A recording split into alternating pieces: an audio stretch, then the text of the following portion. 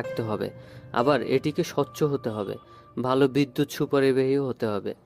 সেই সাথে মনে করেন আরও নির্দিষ্ট কিছু বৈশিষ্ট্য থাকতে হবে। স্বাভাবিকভাবেই এমন ম্যাটেরিয়াল প্রকৃতিতে খুঁজে পাওয়া যাবে না।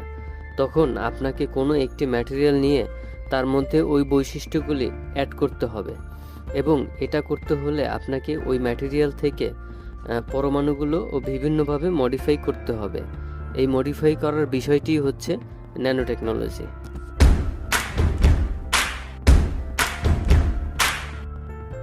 বর্তমানে প্রায় সকল ক্ষেত্রেই ন্যানোটেকের ব্যবহার রয়েছে। ন্যানোটেক ব্যবহার করে জেনেটিক্যালি মডিফাইড ফসল তৈরি করা হচ্ছে।